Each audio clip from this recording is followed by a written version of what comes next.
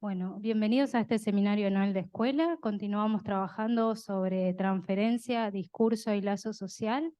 La noche de hoy va a exponer Carla Siliberto de la Escuela Freudiana de Montevideo y vamos a escuchar también el trabajo de Ana Errandonea, miembro de la Escuela Freudiana de Montevideo. Y como lector, la noche de hoy estará Santiago Deus, AME de la Escuela Freudiana de Buenos Aires. Va a empezar Ana. Hola, ¿cómo están? Bueno, buenas noches. Primero que nada, quería agradecerles por que hayan venido, a los que están en Zoom lo mismo, a Santiago, por aceptar la participación de la actividad de hoy. Y bueno, contarles también que hoy es el último SAE del año, así que bueno, nos encontramos el año que viene, en marzo, con un nuevo seminario anual de escuela que ya vamos a decir de qué se tratará. Bueno, voy a comenzar. Soy inmenso y contengo multitudes. Walt Whitman. La enseñanza del psicoanálisis no puede transmitirse de un sujeto a otro, sino por los caminos de una transferencia de trabajo. Los seminarios, incluso nuestro curso de altos estudios, no fundarán nada si no remiten a esa transferencia. Ningún aparato doctrinal, y en especial el nuestro, por más propicio como puede ser a la dirección del trabajo, puede prejuzgar sobre las conclusiones que serán su resto. Acta de fundación de la Escuela Freudiana de París, Lacan, junio de 1964.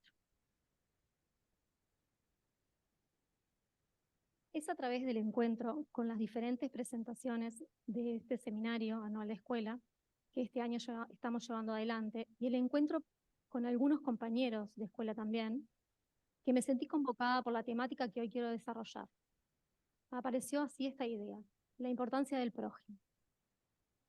Es el SAE de Celia, con su delicada y emotiva sensibilidad, que me condujo en este camino. Como el otro,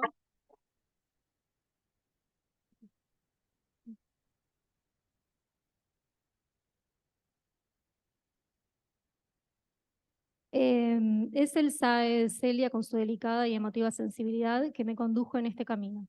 Como el otro, en su invocación, en su llamado, hace salir a la búsqueda del deseo. Para pensar en el prójimo es necesario pensar en la invocación del otro. La invocación desde el lugar de la falla y no de la falta. El analista aislado no existe, es en el encuentro con los otros, como lo es también la realización de este seminario, que permite que el deseo se propicie y se relance. Valió la pena igual.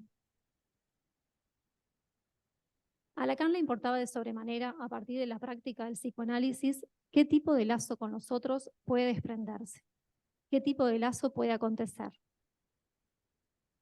Lacan va a decir que el analista se autoriza a sí mismo, por él mismo y por algunos otros, y va a preguntarse por el estatuto de algunos otros. Somos seres indefensos al nacer y totalmente dependientes del otro. El gran otro que nos significará y envolverá en el manto del lenguaje y nos atravesará con el significante, constituyéndonos como seres humanos atravesados por el lenguaje. Necesitamos de un semejante desde el momento de nacer, otro que nos hable para sobrevivir. Será quien auxiliará, primer amor y rival.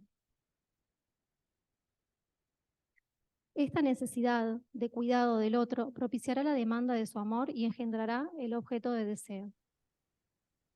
Con la conceptualización del estadio del espejo, el otro tiene un lugar privilegiado en la constitución subjetiva, en tanto alteridad, paso necesario antes de que se constituya el yo.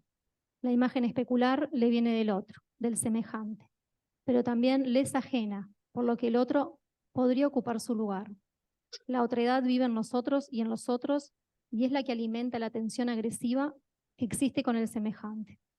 Por un lado, el júbilo de reconocer y que del otro devuelve el espejo al niño, y al mismo tiempo la tensión agresiva de él o yo.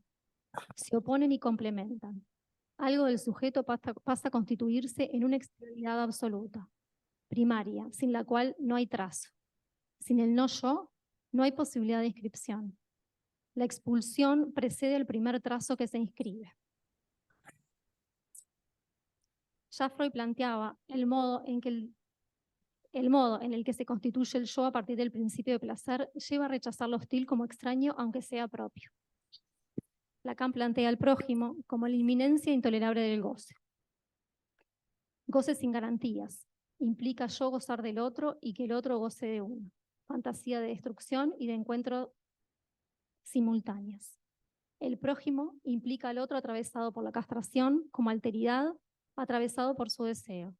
El otro es necesario en la dimensión en donde el cuerpo del otro sirve de canalización y en su forma sublimada en los diferentes encuentros y desencuentros del lazo social. Para que surja el prójimo, el otro tiene que ser invocado al lugar de la falla, haciendo que el sujeto se reencuentre con su falta. Al decir de Isidoro Bej, reparación que permite el encuentro con la falta y descompleta el gran otro. Amarás a tu prójimo como a ti mismo. Lo amarás porque es parte de ti mismo cuando repara tu nudo. Sería entonces el prójimo ubicado en el lugar del síntoma, siendo agente reparador de un error en el nudo. Esta reparación reencuentra al sujeto con su nudo y un nudo bien constituido reanuda la falta. Cita, el remedio de la falla reencuentra al sujeto con la falta. El otro que sostiene la función del gran otro. Ese otro sostiene su presencia con la cubierta imaginaria que uno necesite para reír o llorar.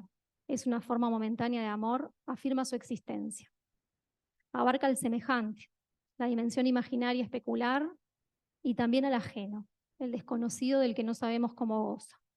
Lo extranjero amenaza y nos interroga acerca de la extranjeridad de nuestra propia subjetividad. El otro se constituye en el plano imaginario y en la estructura en sus tres dimensiones de lo real, lo simbólico y lo imaginario. El encuentro con el otro, el lazo social, puede propiciar la diferencia. Es ahí donde el otro puede ser invocado desde un buen lugar, entre comillas, el de la falla, o un mal lugar, entre comillas también.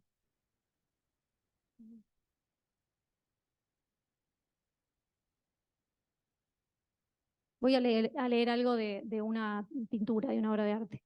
Somos dos. ¿Cuántos fantasmas nos acompañan? ¿Los que sentimos o los que tocamos? Somos un dos unidad, dos uno a veces, otras uno simplemente.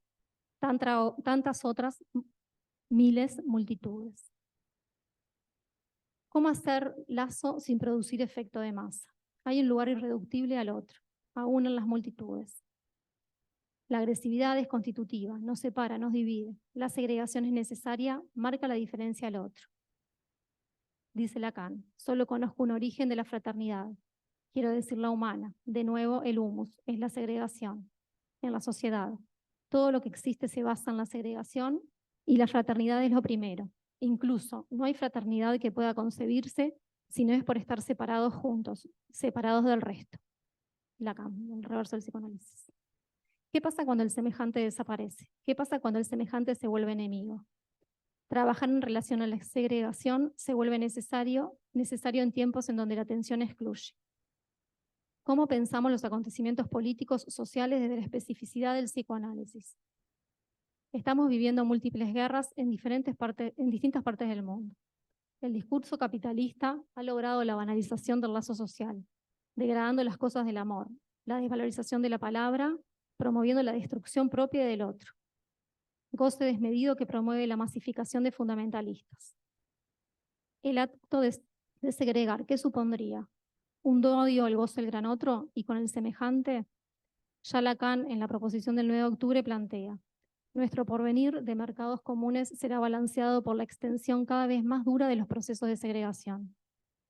La otredad muchas veces no puede hacer síntesis en función del apuntalamiento del otro.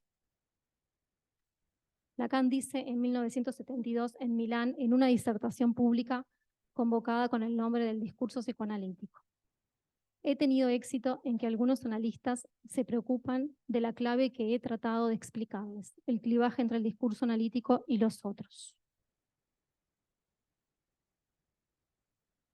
La crisis, no del discurso del amo, sino del discurso capitalista, que es el sustituto, está abierta.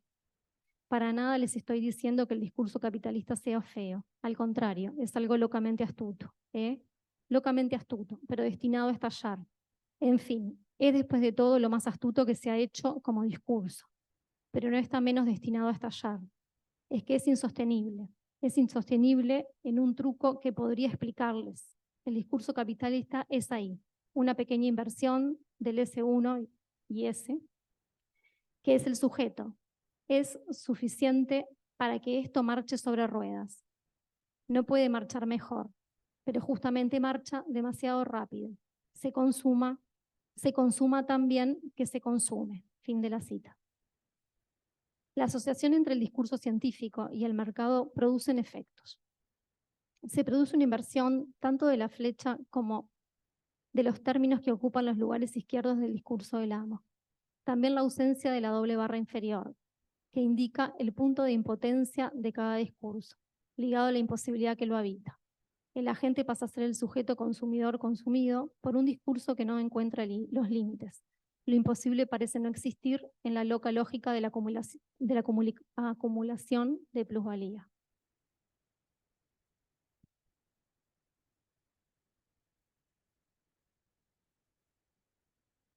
Lacan plantea que no cree que se vaya a hablar del discurso analítico en la descendencia. Plantea que aparecerá otro, un discurso apestoso totalmente consagrado al servicio del discurso capitalista.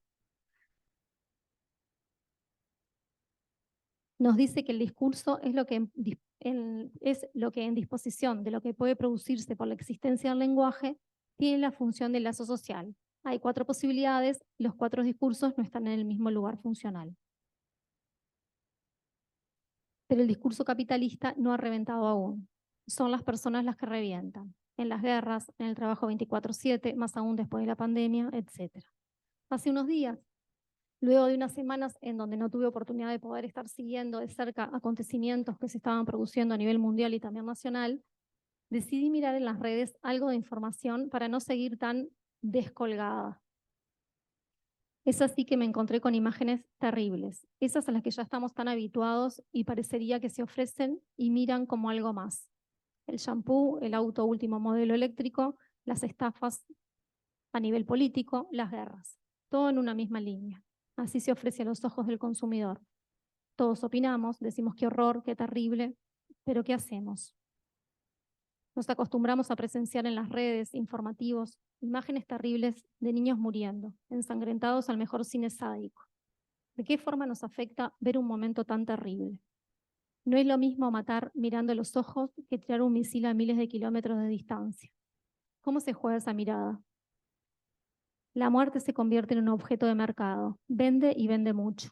Tenemos las armas, los fármacos y los medios de comunicación como elementos que mayor dinero producen. Presenciamos y participamos de un conteo de los muertos desde atrás, delante de la pantalla. Esto sucedió en la pandemia y también está sucediendo ahora en las guerras. Imágenes que circulan y revuelven el estómago. El sistema capitalista ofrece la imagen como objeto privilegiado, imagen de belleza o imagen monstruosa. Pertenecer a este mundo es tomar como ideales esas imágenes. Nos encontramos en la clínica con adolescentes con un ideal de belleza inexistente, al menos sin alguna cirugía. Nos muestran sus celulares con fotos de modelos a seguir y ser como esos modelos les hace sentir que entonces si están adentro de este mundo, pertenecen. Y si no lo son, si no acceden a esos estándares, parecen desfallecer.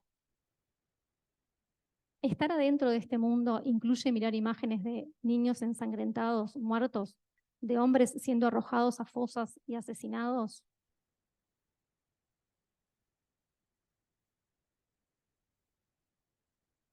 ¿Es posible saberlo todo, verlo todo? Cuando esto pasa a lo obsceno de lo que se muestra la mirada, pura descarga de la pulsión escópica para satisfacerse sin argumento, sin metáfora, en este afán de satisfacción inmediata y continua. Sin la terceridad del nombre del Padre que regula, el prójimo será siempre inmanencia intolerable del goce. Freud planteaba el malestar de la cultura, que cada religión es amor por todos aquellos a quienes abraza y está pronta a la crueldad y la intolerancia hacia quienes no son sus miembros. Aclara también que este mecanismo no solo se puede ver en las religiones, sino que está presente en cualquier tipo de lazo de masas. Las propuestas masivas de asesinato necesitan del desconocimiento del otro como semejante.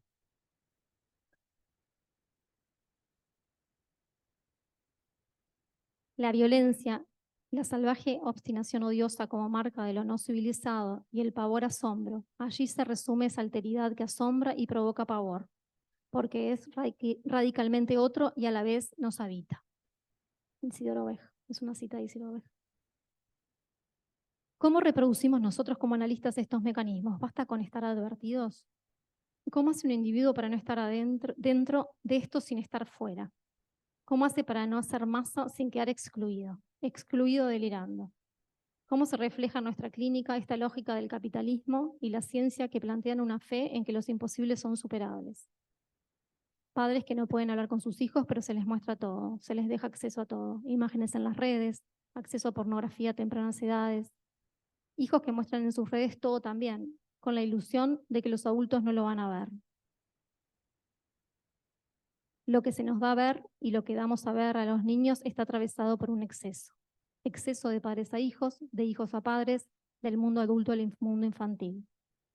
Los velos del misterio parecerían desaparecer, por lo que los adolescentes intentan buscar un imposible más allá.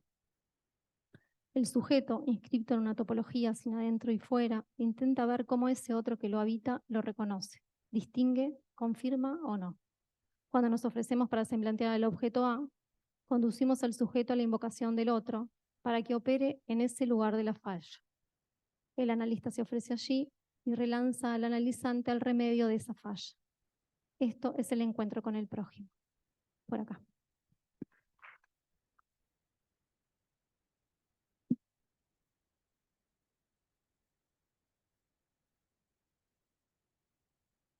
Perdón, ¿puedo decir algo? ¿Se escucha? Porque tuve un problema con la Sí. web, pero pude escuchar bien el material. Pero si no puedo tener imagen ahora. No, habilito la cámara y no.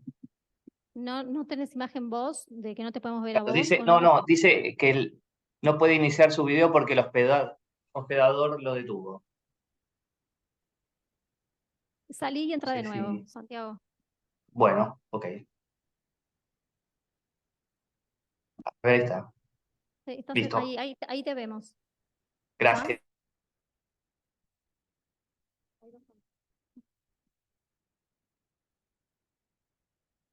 Bueno, buenas noches. Paso a leerles mi trabajo, que titulé Las alas del deseo, ¿qué lugar para el prójimo? Con Freud aprendimos a servirnos de distintas creaciones artísticas, sin ir más lejos. Él se sirve de la literatura para explicar el complejo de Edipo. Lacan, por su parte, nos incita a aprender de los artistas. Dirá que las obras de arte hacen ver, y de ello los psicoanalistas tenemos para aprender. El arte permite entonces, cuando hay función cuadro y función mancha, que el sujeto sea mirado por el objeto, allí mirado por el artista, y se propicia que éste pueda dialogar con el real de cada quien. Con la invitación a ver Las alas del deseo, película que no nos es contemporánea pero sí vigente a mi entender, pude recortar algo que me conmovió, que me miró, respecto de lo que quiero trabajar hoy con ustedes, bajo el tema transferencia, discurso y lazo social. En primer lugar, interrogarme por la mirada, ese paradigmático objeto pulsional de nuestra práctica. Así como cuando vamos al cine se depone la mirada y nos dejamos conmover por otra narrativa, en el consultorio también quedamos ante la película de otro. Ahora bien, es en tanto el psicoanálisis un discurso que funciona en transferencia, es justamente allí que puede desplegarse una ficción, que puede fabricarse algo en acto. Entonces, siguiendo el planteo de Lacan y tomando su pregunta, si se trata de una ficción, ¿para quién es? ¿Y en qué lugar vamos siendo ubicados en ella, en la transferencia? En segundo lugar, ¿por qué traer algunas pinceladas de esta película? ¿Podría ayudarnos a visualizar algo sobre cómo se estructuran dos deseos, la función del deseo no solo del analizado, sino también y esencialmente la del analista? Entonces, procuraré un recorrido a partir de algunas escenas con la intención de reflexionar y poner a trabajar aspectos de la naturaleza de nuestro objeto, el sujeto del inconsciente, en tiempos de interpelación al lugar del prójimo. Partiendo de la escucha a ciertos pacientes que llegan al consultorio, atravesados por el significante violencia, recortado por otros discursos, pero que bien podríamos nombrar como sujetos atacados, tristes e inhibidos, escucho interpelada la posibilidad de hacer lazo con el otro, ya que el otro se presenta como una dupla imaginaria que busca imponer una única forma de gozar, donde la vida queda amenazada por el dolor de existir, con miedo entonces frente a la inminencia del goce del gran otro, o el tuyo o el mío. Operar en transferencia o enfrentarnos a transferencias salvajes implicará estar advertidos de los prestigios del yo y de sus seducciones imaginarias. Dirá Lacan que si el analista realiza algo así como la apatía, es porque en él se ha producido una mutación en la economía de su deseo. El analista advertirá los sentimientos que experimenta y qué carta juega. Trabajar entre asentamiento y rehusamiento implica detenernos a comprender las vueltas de deseo y demanda para visualizar que no se trata, cito a Lacan, ni de tomar al paciente en brazos ni de tirarlo por la ventana.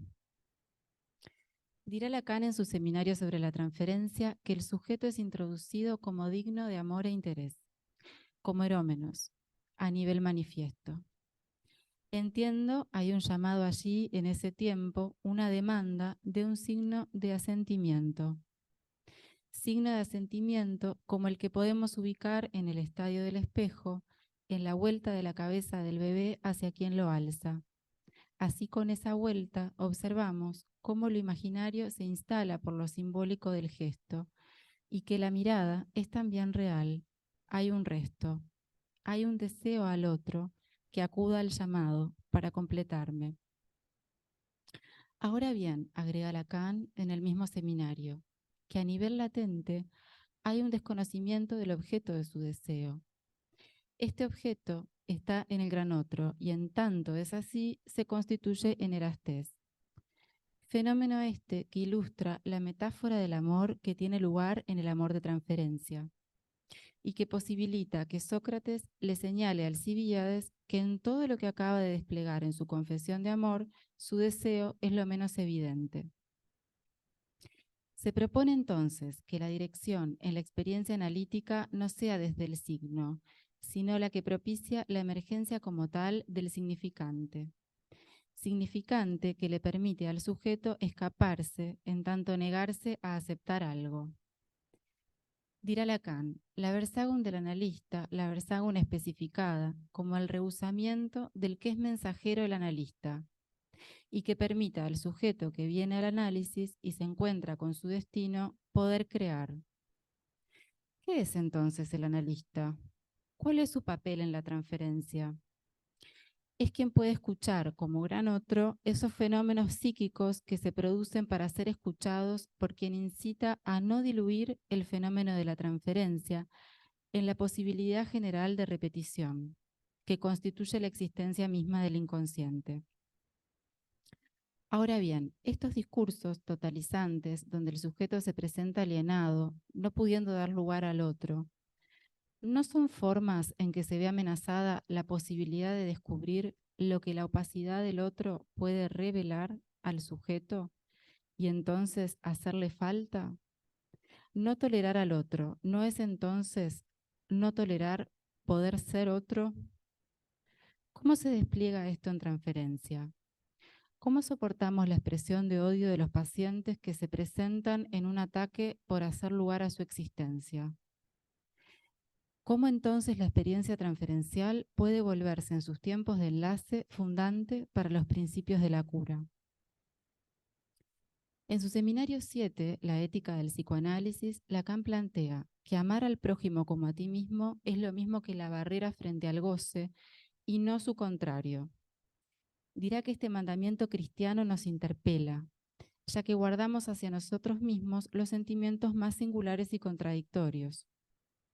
En esta dirección, dirá, amar a mi prójimo puede ser la vía más cruel. Por lo que la crueldad que anida en el seno del lazo social es un componente de la intrincación pulsional y que adquiere su protagonismo en la medida en que se desconoce la ausencia de la relación sexual. Recuerdo en este punto la enseñanza que nos dejan los pacientes más pequeños cuando quieren jugar a la guerra, donde la guerra comienza cuando se enfrentan dos cartas iguales. Claro que lo simbólico del juego permite ya ir avanzando en la elaboración de un goce para hacerse un lugar. Cuando el niño era el tiempo de preguntas. ¿Por qué yo soy yo y no soy tú? ¿Por qué estoy aquí y no allá? ¿Cuándo empezó el tiempo y dónde termina el espacio? Extracto de Canción de la Infancia de Peter Handke. Este poema cantado va recorriendo las salas del deseo, película de 1987, del cineasta alemán Wim Wenders, quien dirige esta película y le pide a su amigo, al escritor austríaco Peter Handke, que escriba la historia. Esta película va entrelazando así poesía y cine, mostrando desde su propia creación la importancia del prójimo. La película da a ver personajes de una individualidad silente. Se ubica en una metrópolis de solitarios transeúntes, que en oportunidades monologan. Se trata de una Berlín de posguerra, entre páramos y grandes ruinas. Poema visual que me invitó a leerlo como metáfora de la vida, frente a las dificultades que implican la soledad, la tristeza y lo costoso del deseo. ¿Qué lugar para el prójimo? Es una pregunta que entiendo en su intento por encontrar respuesta, respondería también a otra pregunta. ¿Qué lugar para el sujeto? ¿En qué lugar invoco al otro? ¿Cuál es la canción del sujeto? Sobre el cielo de Berlín muestra como protagonistas dos testigos de su realidad, Damiel y Casiel, dos ángeles que vagan sobre el cielo de la ciudad. A través de su mirada se filma una realidad en blanco y negro, iluminada por el color tan solo en momentos de cercanía con lo afectivo, con lo humano. Condenados a ser eternos, a no morir, contemplan la historia desde el inicio de la historia, pero sin historia propia. Son meras presencias en un paisaje desolado. Comentan dentro de un coche lo que han observado sobre las distintas personas, porque tienen la capacidad de oír sus pensamientos, logrando adentrarse en cierta intimidad de otros. Pueden percibir si están tristes, decepcionados, angustiados, pero no pueden ser vistos por otros, ni tener ninguna interacción con aquellos que ven de lejos, más que procurarles una sensación de bienestar. Nos podríamos permitir leer ahí que en ese acto de sugestión, que procura un alivio, no se resuelve el malestar inherente al sujeto o la cultura. Estos ángeles, detenidos en su existencia, comienzan a interrogarse por la finitud humana. A veces la existencia espiritual es poco para mí. Decir ahora y no decir para siempre, ocupar un puesto en la mesa y jugar a las cartas, que me saluden. Mirar desde arriba no es mirar, hay que mirar a la altura de los ojos. El sujeto no es un ojo, es desde el gran otro cómo la estructura puede ser anudada para ser visto, como amable, para existir. El sujeto se escribe topológicamente en sus tres dimensiones, en una superficie que no tiene ni adentro ni afuera. Situamos así la pregunta por el reconocimiento. Ese otro que me habita, ¿me reconoce o no? ¿Me confirma o no? Hay un llamado al gran otro para existir. Entra en escena el detective Colombo, encarnado por Peter Falk. Este personaje de una serie norteamericana protagoniza un actor que dentro de la película está filmando una película sobre el pasado nazi. La escena dentro de la escena.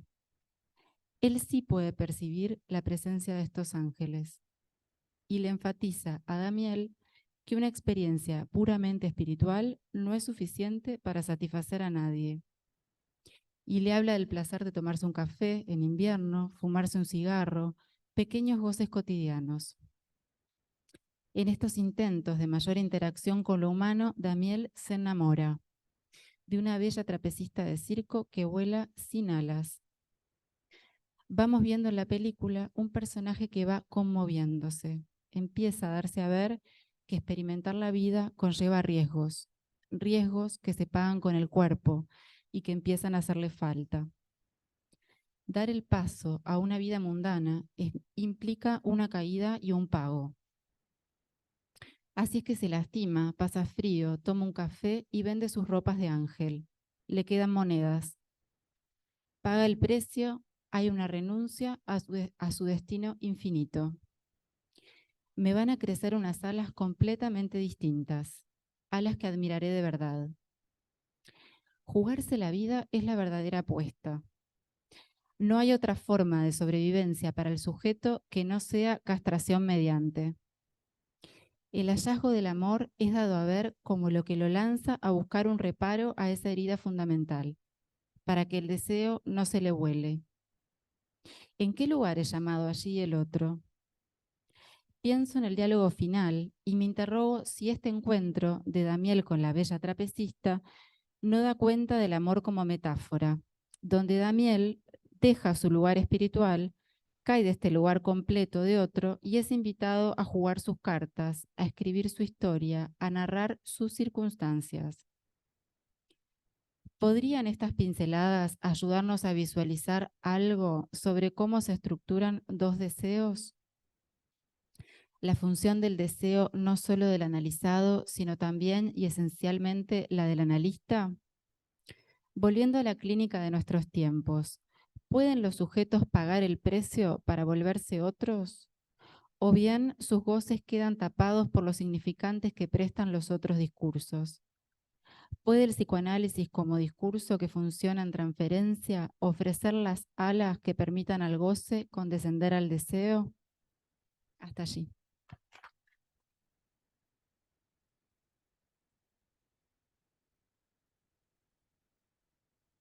Bueno, muchas gracias por los trabajos.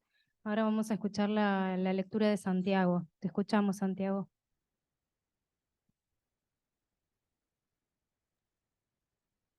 Bueno, muchas gracias. A ver, un segundo que acomodo el audio. A ver si escucho acá. ¿Ustedes me escuchan? Ahora, ¿me escuchan ustedes? Te escuchamos, sí.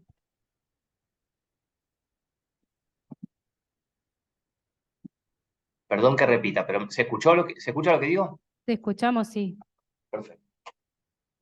Tuve que entrar por otro lado porque al principio no sé qué pasó con mi conexión, igual escuché todo perfecto, pero entré con el celu y era, ya que uno de los temas fue la mirada, bueno, no verse en el campo del otro tenía su inconveniente para mí, pero bueno, lo resolví. Primero quiero agradecerles, la verdad, muy agradecido de estar acá con ustedes compartiendo este seminario anual.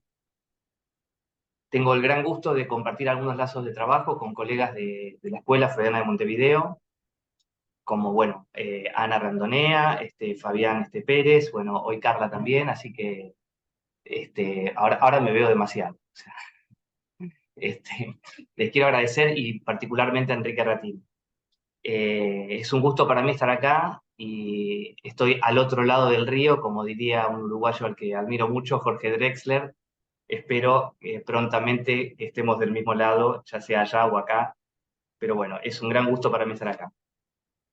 Bueno, les voy a ir comentando lo que fui resonando de las dos ponencias, que me gustaron mucho, me parece que están articuladas, así que bueno, iré diciendo así algunas cosas más sueltas a medida que fui, bueno, recogiendo algo de lo que me suscitaron las ponencias, que bueno, me parece que están articuladas, aunque tiene cada una su diferencia también, ¿no? Creo que uno de los temas es la mirada, ¿no? Por eso decía lo que me pasó también un poco en acto ahí cuando no me veía yo en la imagen, ¿no? Y bueno, creo que es un tema que las dos un poco trajeron en sus recortes, ¿no? Me parece que Ana me gustó mucho la diferencia que hizo, que planteó en relación al otro, ¿no? Al prójimo, el semejante, el otro, el semejante y el prójimo, ¿no? Y la referencia a Isidoro Beck, bueno, y su libro, su texto, que es material de un seminario al que tuve la posibilidad de asistir. Y bueno, planteando la cuestión de la cuestión de la tensión agresiva que es inherente a la relación con el otro, ¿no? Y quien más lo especificó fue Lacan. Lacan que, bueno, que recogió bastante la lectura de analistas y psicólogos que trabajaron con niños, como Spitz, como Mahler, bueno, la experiencia de Melanie Klein, de Anna Freud, ¿no? Me parece que es imbuido un poco también en esas enseñanzas que él construye su primer producción teórica, que es El Estadio del Espejo, teniendo él 36 años. Claro que después le da muchas más vueltas a la dimensión de la relación con el otro, que al principio la piensa por el lado del Estadio del Espejo, como una relación imaginaria, y que me parece que a medida que Lacan va avanzando en su teorización del objeto A, va complejizando el campo del objeto A, ¿no? Y por esa vía también el campo de la relación con el otro. Pero bueno, esa tensión agresiva que es inherente y que Lacan bien la plasma con el Estadio del Espejo, donde Lacan plantea esa relación de yo a tú, y ahí plantea también la cuestión de la mirada del gran otro, que es un poco el articulador de esa instancia del espejo. Y es una articulación jubilosa, porque ahí Lacan, a diferencia de Spitz, que hablaba de la angustia, por supuesto que no es sin la angustia, pero Lacan sanciona ahí algo del júbilo. Digo porque, por supuesto que las colegas destacaron todo lo que está sucediendo hoy día muy pertinentemente, que fue subrayado por el lado de la crueldad y de toda la hostilidad en la que vivimos. Yo, tomando también lo que decía Carla, pensaba si acaso no vivimos siempre en la posguerra, ¿no? En esta lectura de la película, que si acaso alguna vez hemos estado en otra órbita que no sea la de la posguerra, como si el humano viviera en la posguerra. Pero digo, más allá de esa crueldad que me parece que es muy interesante como la destacaron, también Lacan señala eso, que esa relación especular sanciona algo del júbilo del sujeto, o está sancionada a partir del júbilo por Lacan. Y eso no desconoce ni la dimensión de la angustia, ni la dimensión de la Hilflosigkeit, que también está vertebrando esa operación fundante del campo del sujeto. La Hilflosigkeit, ¿no? Ese desamparo del que habla Freud para ubicar como la necesidad del auxilio del otro, del gran otro. El humano no sobrevive sin esa relación y sin esa cuestión del auxilio del gran otro. Bueno, me parece que ahí en esta cuestión de la Hilflosigkeit también ahí está la cuestión de ese desamparo y de ese núcleo de desamparo que también no hay nada que nos lo quite.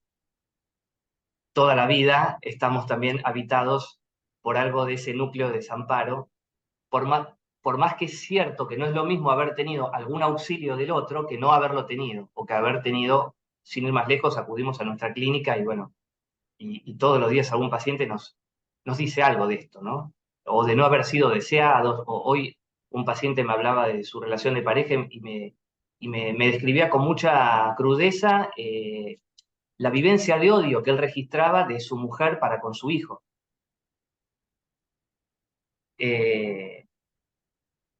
Entonces, bueno, me parece que hay algo de ese núcleo que traía Ana en relación al prójimo, que Lacan lo trabaja en el 16 con relación a la presencia inminente del goce, ¿no? Esa cuestión del prójimo como la inminencia intolerable del goce. Intolerable porque me parece que toca esta dimensión del desamparo y es anudada con la cuestión de que el otro me puede gozar. Es como si se combinaran esos dos elementos. Ese núcleo de desamparo que anida en cada uno de nosotros, más esa situación de ser gozado por un otro. Y que Lacan lo toma también por el lado de la mirada, que las colegas destacaron, por la vía de la pintura también, que Ana trajo la pintura de Munch, y la célebre pintura del grito. Que Lacan ahí articula la mirada con la voz, me parece, Lacan. Articula la mirada porque se trata de un cuadro y de lo que da a ver, pero el cuadro es el grito. Y Un dice, poquito, Santiago, porque acá sí. se largó una lluvia. ¿Escuchan ustedes? Ah, mira. Sí, ¿escuchan? Acá llovió Está hace un lloviendo rato. horrible y... ¿Sí? No sé cómo mejorar mi audio. ¿Se escucha bien No, o...? seguí. Bueno, me dicen cualquier cosa. Me acerco un poco más. Entonces, la cuestión del grito creo que tiene que ver con la cuestión de, Lacan dice, es el grito mudo. Es quedarse sin palabras. Por eso digo que me parece que toca esa cuestión de lo unheimlich, lo siniestro también, en este punto, ¿no? Me parece que es estar ante algo descarnado. Y creo que, sobre todo Ana, me parece que trajo algo de lo descarnado de nuestro tiempo y también lo descarnado de la clínica. Ustedes márquenme los tiempos, por favor. Yo hablo. Entonces, yo creo que las dos colegas traen algo de lo descarnado, me parece que más Ana que Carla, del tiempo al que nos toca asistir, ¿no?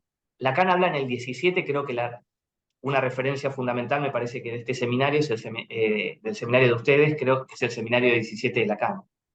Yo hoy hablando también con una paciente que también es analista, y ella estaba interesada en ver por dónde se podía articular las cuestiones del psicoanálisis con el vocal, y yo le decía, me parece que uno de los lugares privilegiados es el seminario 17, donde más Lacan está hablando de la época, creo que siempre lo hace, pero en particular en el 17, y ahí dice esto, los benditos aires en los que vivimos, dice.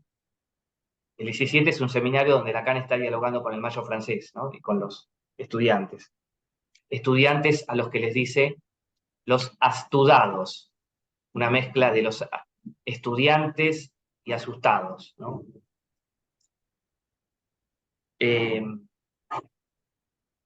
Entonces, creo que Ana traía esta cuestión de la invocación, que trae Lacan, pero que Isidoro le da una vuelta, y que depende cómo se invoca al prójimo, qué lugar se le da, y desde qué lugar se lo recibe, podríamos decir, es que, bueno, se puede dar un modo de lazo u otro. Creo que Ana hacía lugar a esta cuestión de Isidoro en el lugar de la falla, cuando se convoca, y me parece que ahí Isidoro articula el seminario 16 con el 23, con el nudo Borromeo y la cuestión también del sintón. Es decir, cuando el otro es convocado al lugar de prójimo y se preserva algo de la falta, se puede remediar algo de la falla. Esta falla que a lo mejor tiene que ver con esta cuestión de la Hilflosigkeit, ¿no? Pero claro, me parece que Ana destacaba que hoy día, y Carla también, la convocatoria del lazo parece venir por otro lado, no por este lado que implica la castración, que implica algo de la falta, desde dónde se convoca al otro, desde dónde se lo invoca, y también desde dónde se lo recibe. ¿Cómo hacer lazo sin el efecto de masa? ¿Cómo hacer lazo ahí, ¿no? Cuando el semejante desaparece, son dos preguntas que traía Ana. ¿Cómo hacer lazo cuando el semejante desaparece o cuando desaparece esta dimensión de la falta en la invocación al otro? ¿Qué lazo deviene ahí, ¿no? Ana hablaba de la degradación de la palabra, de tantas degradaciones que podríamos ubicar. Ella trae algo que me parece que es sustancial, que es la degradación de la palabra del capitalismo, ¿no? Hay más palabras que nunca, ¿no? Hay muchas palabras, las redes nos inundan de palabras, mensajes, pero sin embargo decimos que hay una degradación de la palabra, ¿no? Porque me parece que hay una degradación también de la escucha o de la lectura, si se quiere, que creo que ese es el lugar que tenemos nosotros, esa es la función que tenemos nosotros, digo, nosotros los analistas. y lo digo con más énfasis, ¿no? Porque leyendo el texto La Tercera de Lacan, es que Lacan incluso habla de la misión del analista. Es contundente ahí, ¿no? Porque yo creo que esto también toma las preguntas que traían las compañeras de qué hacer, ¿no? En dónde ubicarnos, desde dónde. Y ahí Lacan, por eso digo, es enfático cuando no solo habla de la función del analista, sino incluso de la misión. Y bueno, a mí me pareció muy fuerte y que me parece que vale la pena sostener algo de ese filo, ¿no?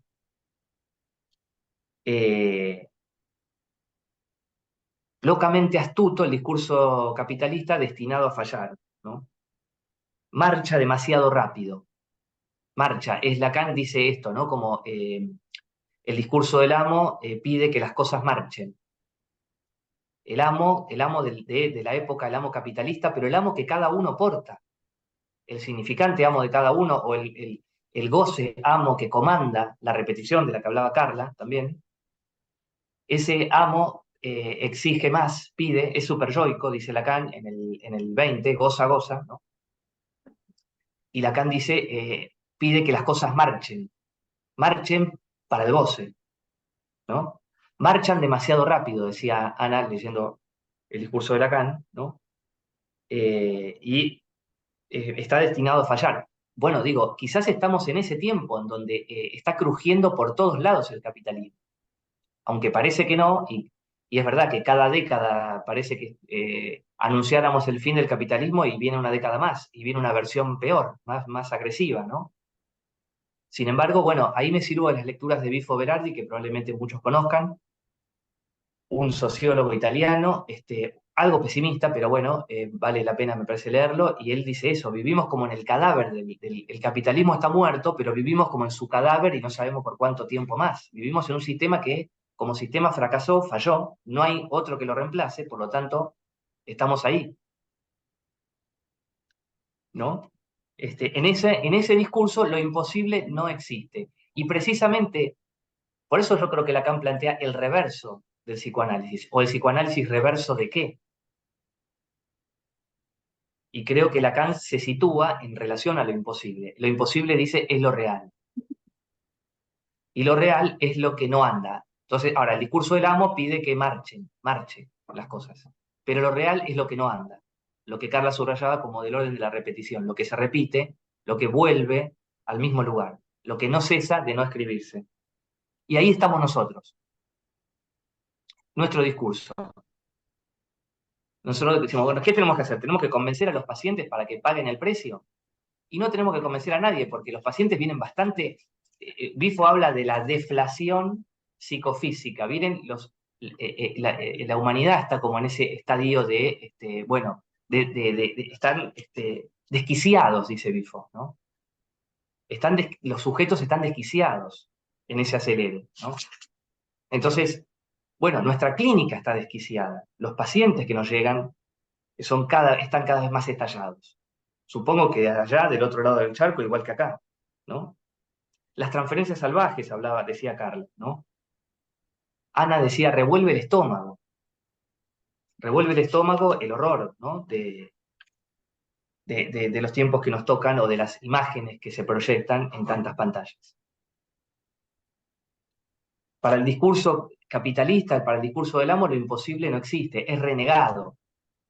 Y eso genera la forclusión del sujeto. Lo dice Lacan, la forclusión de las cosas del amor, dice. Pero también la ferverfum del sujeto, dice. Es un discurso que más temprano que tarde genera efectos forclusivos, ¿no? Y ahí es donde Lacan dice, bueno, pero eso forcluido retorna de lo real. No al modo de una alucinación, como había dicho al principio Lacan, en relación a la psicosis, ¿no? No soy de los que piensan que estamos todos locos y que, bueno, todos psicóticos. Me parece que es una banalización de los diagnósticos, una degradación. No estoy a favor de los diagnósticos, tampoco de la degradación y de la banalización de los diagnósticos. Entonces viene un paciente y te dice, me autopercibo autista, viene otro y dice, me autopercibo adicto. Bueno, fenómeno, te escucho, pero poco mucho, ¿no? Ahora, bueno, Lacan dice, esta renegación de lo imposible, este empuje de la época, epocal, al goce, que destacaba también Ana, genera un elemento forclusivo y un retorno en lo real, pero ya no de la alucinación, sino del síntoma. Y creo que ahí está el nudo para articular lo que proponían las compañeras, que es el lugar del síntoma, es donde nace el psicoanálisis y donde siempre tiene que permanecer. Es lo que marca la política para Lacan. La política del psicoanálisis es el síntoma, es la política del síntoma. Y ese es el punto que articula la intención con la extensión. Es el punto que articula lo que pasa en nuestros consultorios con lo que pasa en la época. Y el síntoma, al final del recorrido, Lacan lo define como lo que vuelve de lo real, lo que viene de lo real. Y dice, es nuestra política, ahí está nuestra función y ahí está nuestra misión, porque dice el psicoanalista mismo hace función de síntoma.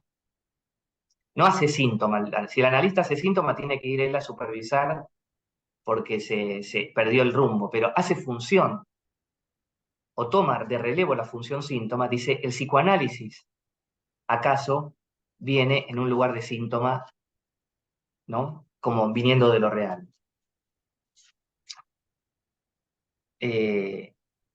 Entonces, ¿qué hacemos? Y bueno, construimos el síntoma en análisis. Viene de lo real y vienen pacientes desquiciados, construimos el síntoma en análisis. Se constituye una ficción, decía Carla, el análisis puede fabricar en acto. Esta idea de que lo que se fabrica en análisis creo que es más importante que nunca entenderla. No fabricamos obras de arte, pero fabricamos el síntoma con el paciente, con el analizante. En ese lugar de lo que está totalmente desquiciado, ¿no? Ana traía el analista semblante de A, ahí donde el A, el objeto, está plus de gozar, o está descarnado, la mirada descarnada, ¿no? También.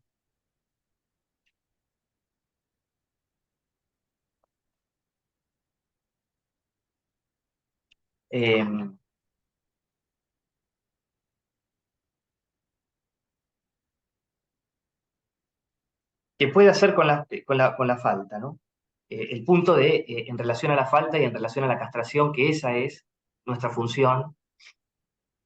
Y así como la época empuja esta dimensión de función plus de gozar, la nuestra es la función que tiene que ver con la castración y con la falta.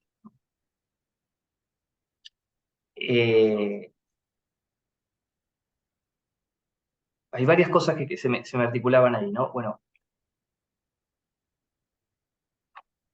digo esto en relación al lugar del síntoma, ¿no? Después tomo lo del arte que traía Carla, que me parece que es muy interesante, para esta cuestión que Carla se preguntaba, ¿cómo soportamos? Creo que hay una pregunta que también me interesó mucho, el cómo soportamos. ¿Qué y cómo soportamos? Nos pasa a todos al final del día, ¿eh? Que nos preguntamos cómo soportamos esto. Cuando ya llevamos unos cuantos años, nos lo preguntamos también.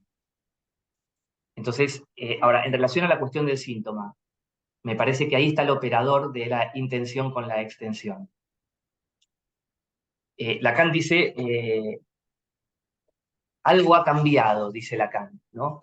Algo ha cambiado, y dice el acontecimiento Freud. Y lo dice en relación al lugar del síntoma, que nos convoca y que nos implica. Y lo dice en relación a la época y a la civilización. Y estamos hablando de Freud de 1800 y estamos hablando de que Lacan lo sitúa en torno al Mayo francés, 1970, 1960 y pico.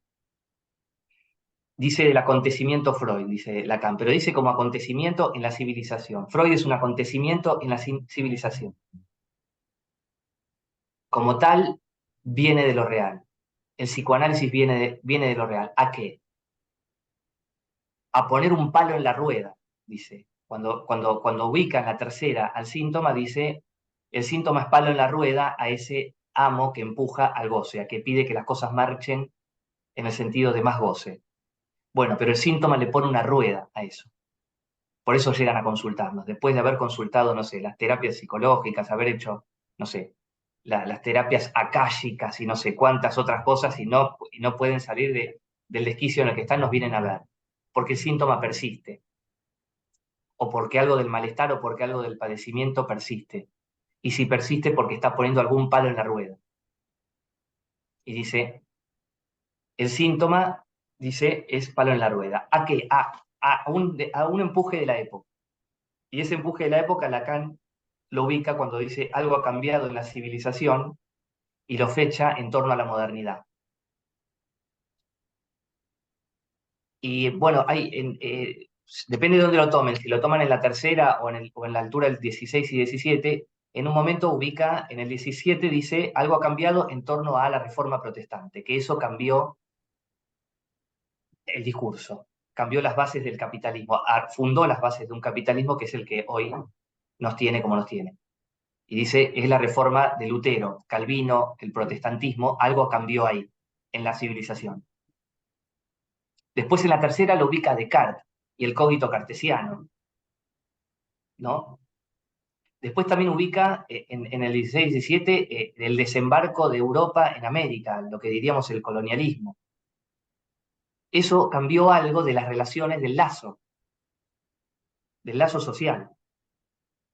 Y lo dice con todas las letras, dice, algo ha cambiado en el punto en el que se empieza a totalizar la función plus de gozar.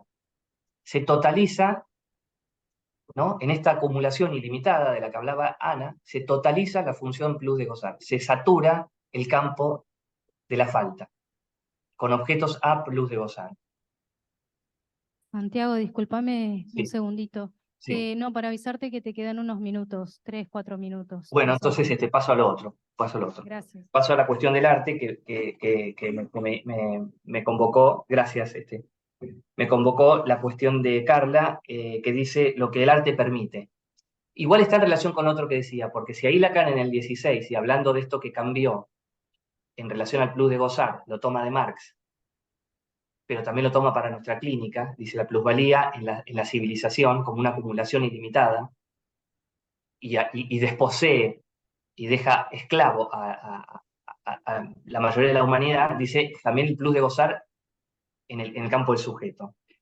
Y en el mismo seminario Lacan habla de la sublimación en el 16, y habla del arte, y habla de que el arte permite recrear la falta. Tomo lo que decía Iana, si se trata de la falta. Y por el lado de la sublimación, Lacan se aproxima al arte y habla de la función para el análisis, función a causa. Y si está la función plus de gozar, por un lado, que apunta a colmar la falta, o como dice en la tercera, a taponar el goce del otro, con los gadgets, por ejemplo, pero dice, nuestra función es la función a causa, que es lo que me parece que traía Ana con la cuestión del semblante de A. Semblante de A creo que es ubicar un velo a ese A, pero que también ubicar una falta ahí. En el discurso del analista, el objeto A está en el lugar del semblante, pero está justamente como causa del deseo. Carla traía lo que el arte permite de operar con la mirada. Y en ese punto, poder crear, decía, en el lugar de la transferencia, ¿no? ¿Cómo soportamos los ataques de odio en la transferencia? Bueno, Lacan ahí plantea esta cuestión del lugar de lo que hay que evacuar del goce, ¿no? Para que se vacíe algo ahí y que pueda oficiar la dimensión de la causa, ¿no? Me gustó lo de la cuestión del trapecista, ¿no? La cuestión del trapecista, la imagen del trapecista, de ahí se trata de un equilibrio, de un vaivén ahí, ¿no? En relación con el amor, con jugar las cartas, ¿no?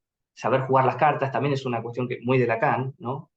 Y lo que traía también Carla de la mutación. En el seminario 8 Lacan habla de la mutación del deseo, como bien traía ella, Erastés por Eromenos, invoca a Sócrates, que deja siempre en falta a los que vienen como todo creídos, como a Gatón, como al ¿no?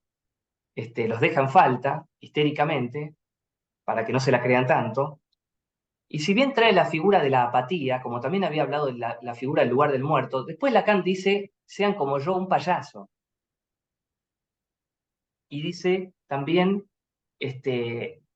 interpretando, pueden atrapar el equívoco, vertiente a la que un analista debe ser perceptivo, el fan, la diversión, ¿no?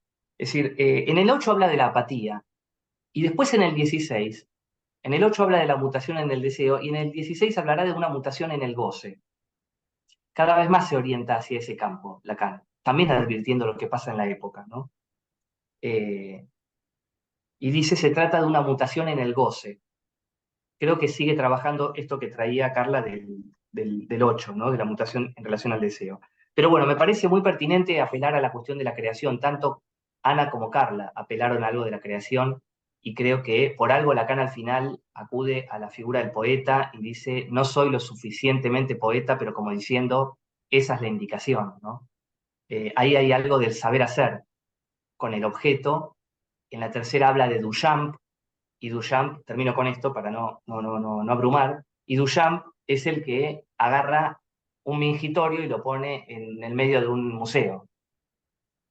El objeto para mear, para cagar, lo pone en el medio de un museo. El objeto A, o agarra una rueda de bicicleta, la desarma, la pone arriba de un banquito y hace otra cosa. Con el objeto, esa inundación de objetos que tenemos hoy, algo desarma ahí para crear algo, ¿no?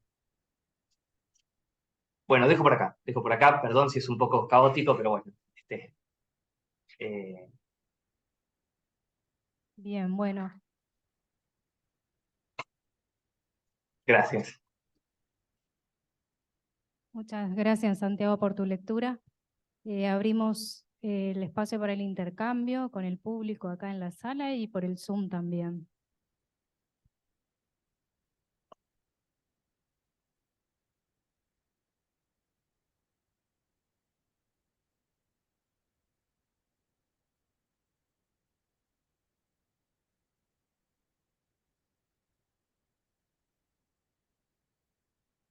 Bueno, muchas gracias a las compañeras, tanto a Ana como a Carla y a Santiago por su lectura. Me gustaron mucho los trabajos.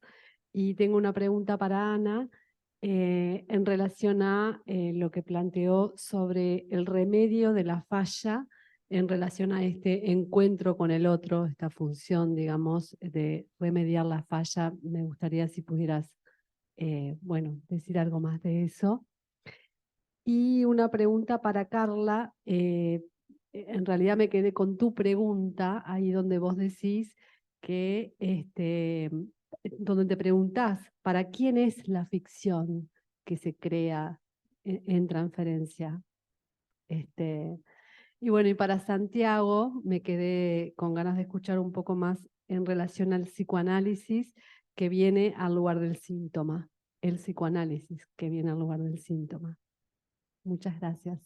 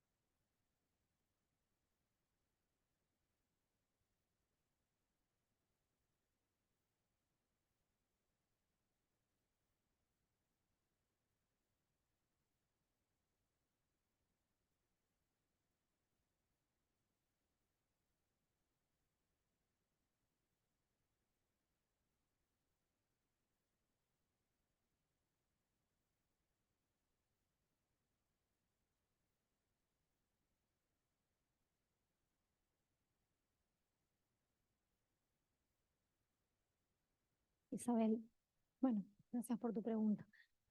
Bueno, en relación a ver si la entendí bien, era en relación al semejante, al prójimo, ¿verdad? Perdón, al prójimo, justamente en esta cuestión de remediar la falla, ¿no? En esa relación al semejante.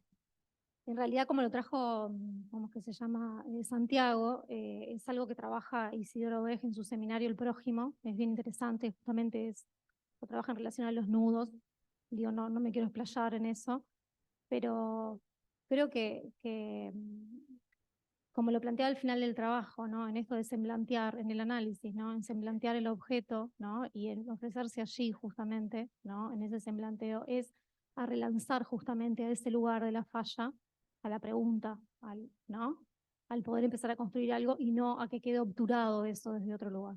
En relación al prójimo en la vida, por decirlo, es, bueno, como planteé ahí en el comienzo del trabajo, justamente el trabajo este surge a partir de ese intercambio con el otro, con los otros prójimos, y el SAE de Celia, que realmente me pareció como muy sensible, y lo que trae Celia en relación al cuento, ¿no? En donde justamente, ¿no? Desde ese lugar, ¿no? De la falla, se puede hacer algo diferente, ¿no? Bueno, sin Tom sería, ¿no? No sé si te contesto, pero bueno, es por ahí. ¿Algo más me has dicho? No. Bueno, muchas gracias, Santiago, por tu lectura. Y Isabel, en relación a tu pregunta, muchas gracias también. ¿Para quién es la ficción que se crea en transferencia? Era esa, ¿no? Yo lo pienso como algo a descubrir, ¿no? Por el analizante, ¿no? ¿Para quién es, no?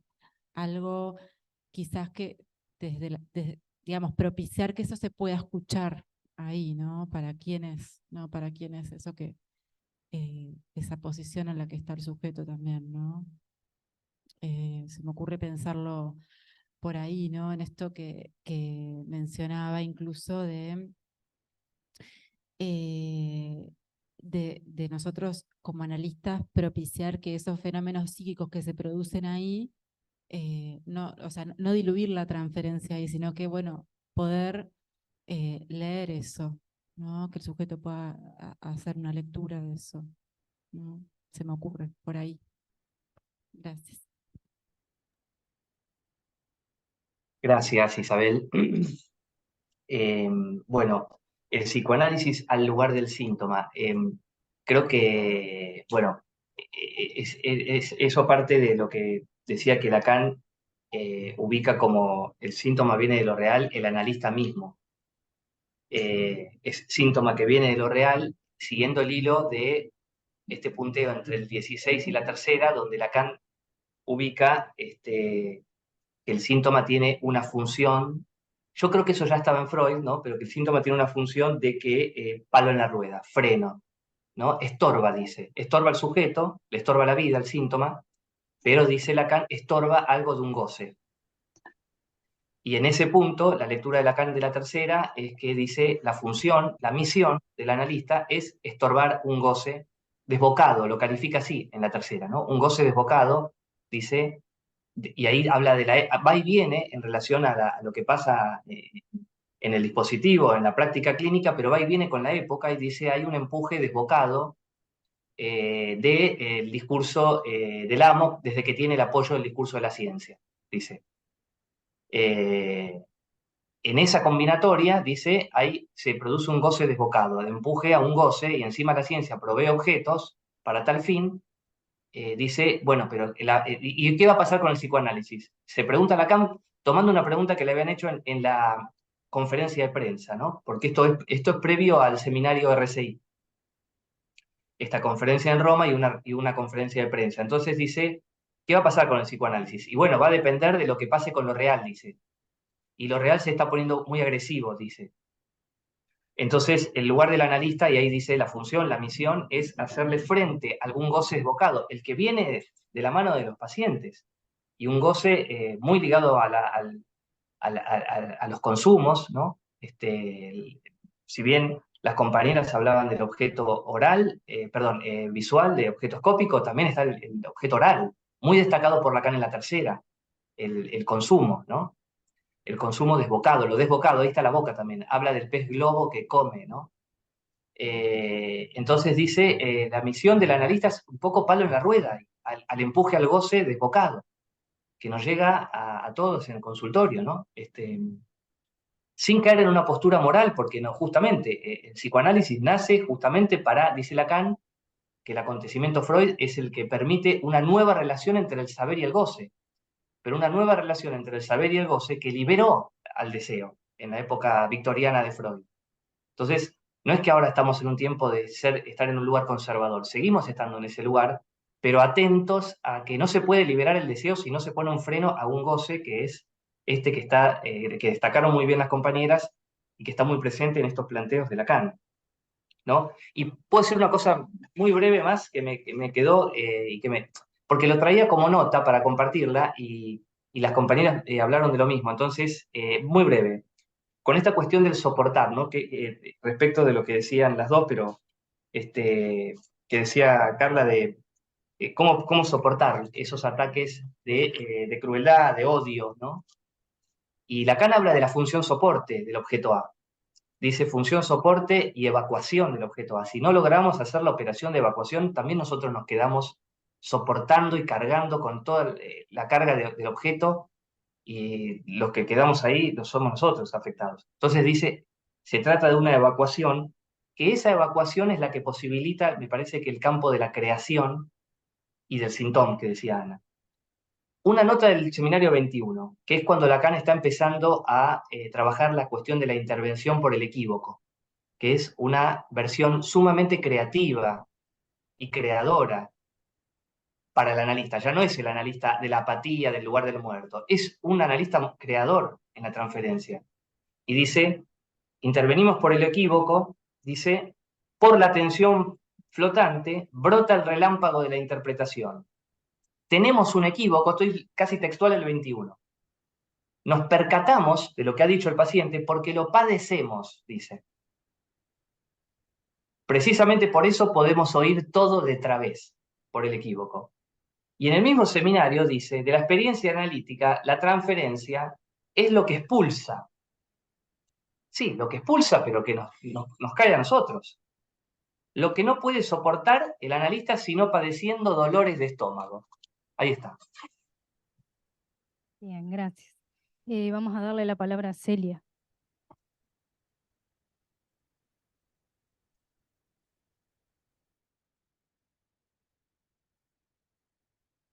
Bueno, buenas noches. Hola Santiago, Celia Calvo.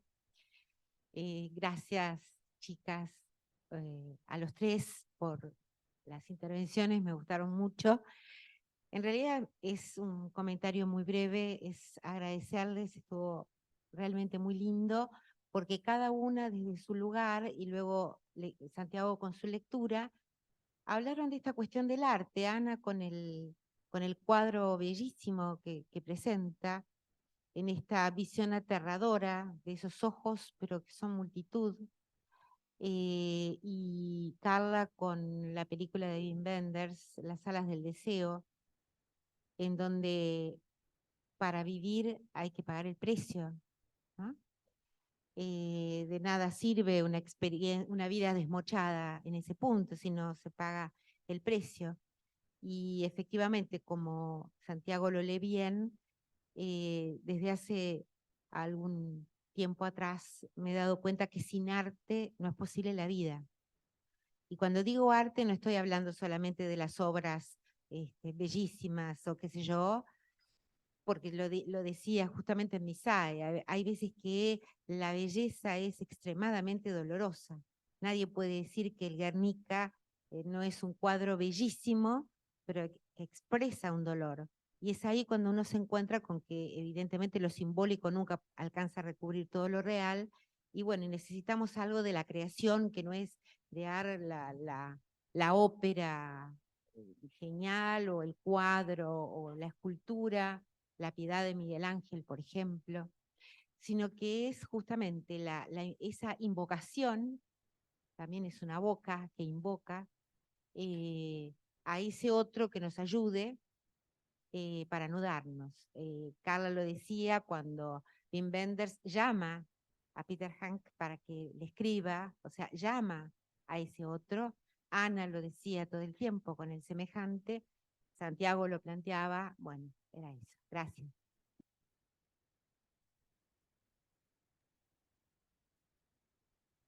Gracias, Elia, muchas gracias.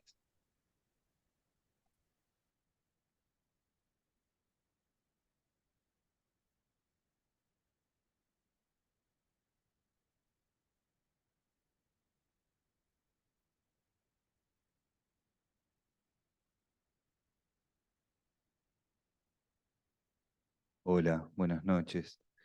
Bueno, muchas gracias Ana por tu trabajo, muchas gracias Carla y muchas gracias Santiago por tu lectura. Mi nombre es Andrés Musto de la Escuela Freudiana de Montevideo.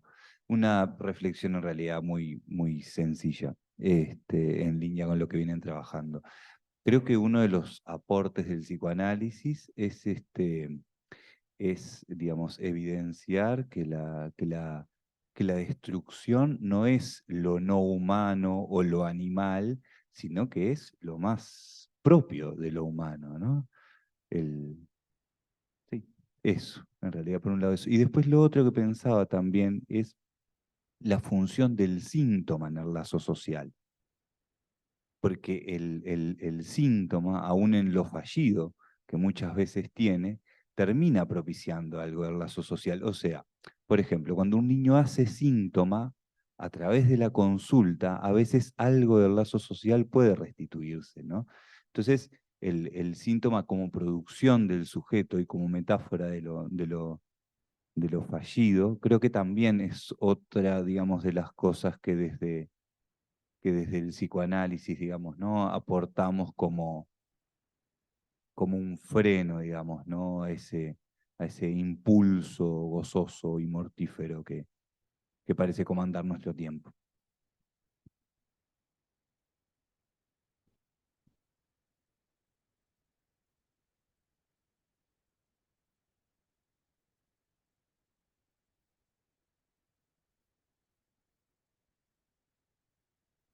Bueno, buenas noches. Muchas gracias, compañeras. Santiago, me gustaron muchísimo los trabajos.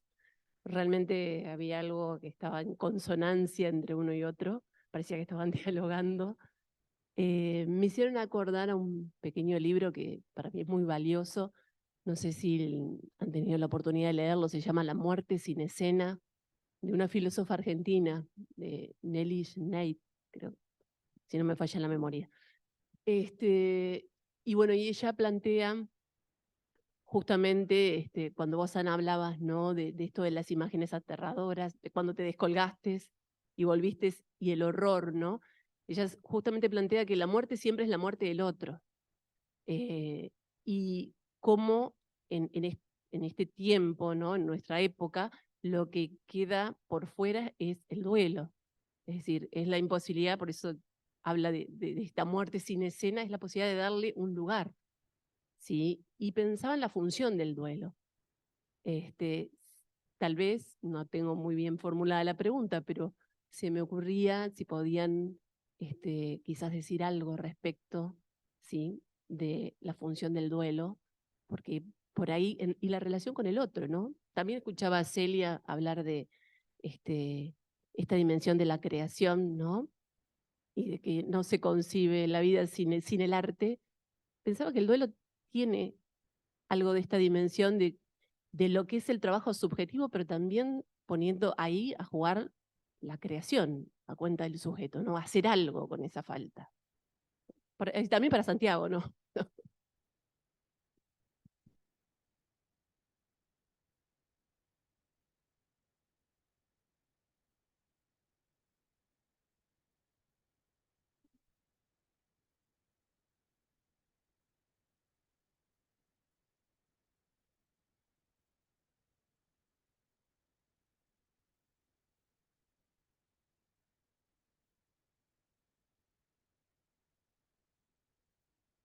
Bueno, gracias por los comentarios. En relación a tu comentario, Marilén, de la función del duelo, bueno, algo respondías ahí, ¿no? En esto de cómo hacer con la falta, ¿no? Cómo hay algo de lo creativo que se pone a jugar. Pero yo pensaba, me quedé pensando cuando te escuchaba también en la posibilidad de los tiempos. ¿Qué tiempo se propicia o no para eso, pensando en la inmediatez y pensando, ¿no? Como en esto todo del discurso capitalista también que nos atraviesa y de los tiempos de un duelo, ¿eh?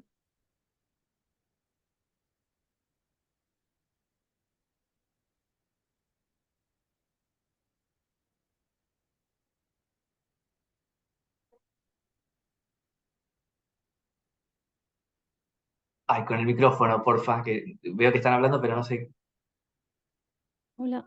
así no me lo pierdo. No, breve, bueno, acá. Que Nelly lo que trabaja al comienzo son 3 muertes, una se me escapó, ahora me acuerdo que una es Jesús, ni más ni menos, otra es Sócrates, ¿no? Y hablaba ahí de la metáfora, o sea, de la relación de esas muertes para con el otro, o sea, de lo que se había generado, ¿sí? De un relato, ¿no? De un argumento que tenía una función, que iba más allá después si Sócrates falleció de cicuta y lo que podía representar, ¿no? En sí mismo, sino el relato y la relación con el otro. En esto que vos traes, y que un poco viene por el lado de mi pregunta, es en algo que es bastante epocal, porque lo vemos y lo experimentamos desde el trabajo y desde la clínica, el no lugar al dolor, el no lugar al duelo, y la pérdida de una función absolutamente subjetivante, que aparte entiendo que hace a un análisis, ¿no? Bueno, gracias por tu pregunta, Marilén. En realidad yo me quedaba, digo, me puse a pensar ahora un poquito y para poder duelar, ¿no? Para poder hacer un duelo se tiene que poder perder. Y justamente un poco, al menos lo que quise trabajar es esta imposibilidad, ¿no? De perder y la imposibilidad, o sea, esta cuestión de la imposibilidad de los imposibles, ¿entiendes? O sea, que es un poco lo que trabajé. Entonces me parece súper pertinente tu pregunta porque bueno, ¿qué duelos también estamos viendo, ¿no? O qué forma de poder trabajar esos duelos cuando en realidad se llega también a veces a un análisis o a la consulta más que a un análisis, y en realidad lo que hay como pedido, lo trabajamos la otra vez en el seminario que está dictando Octavio, con el tema de la medicalización, ¿no?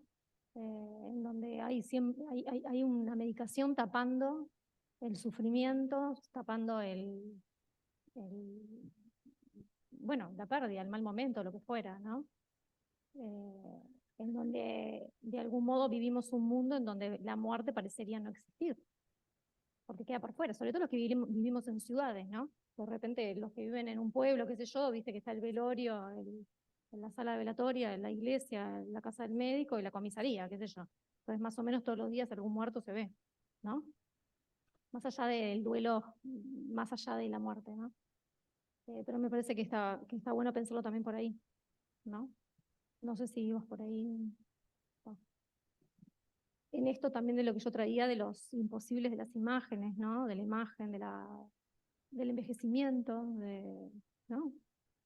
Todos esos imposibles duelos a hacer en este momento.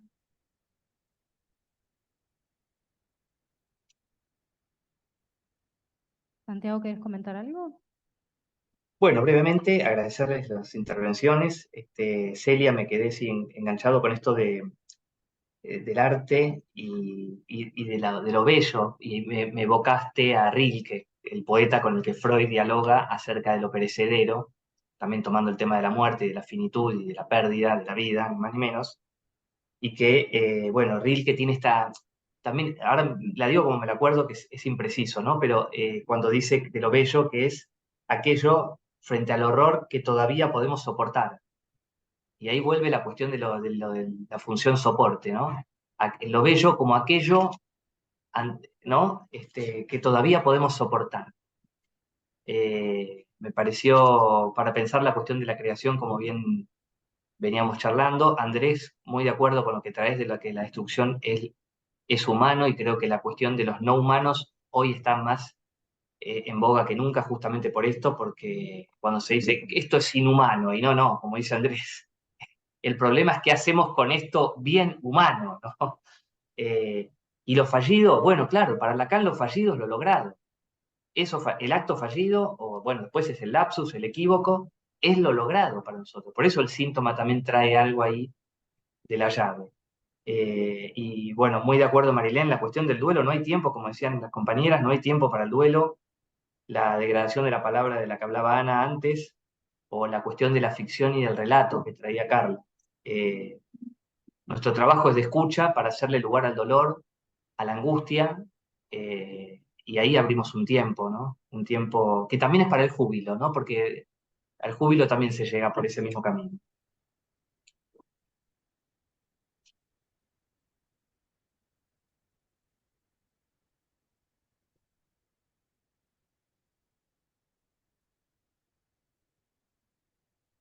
Bueno, damos por finalizada entonces la jornada de hoy. Muchas gracias a las expositoras, a Santiago por tu trabajo también, y a los presentes acá en la sala, por el Zoom. Y bueno, los esperamos el año que viene con un nuevo tema que después ya lo difundiremos. Muchas gracias. Gracias a ustedes, muy agradecido.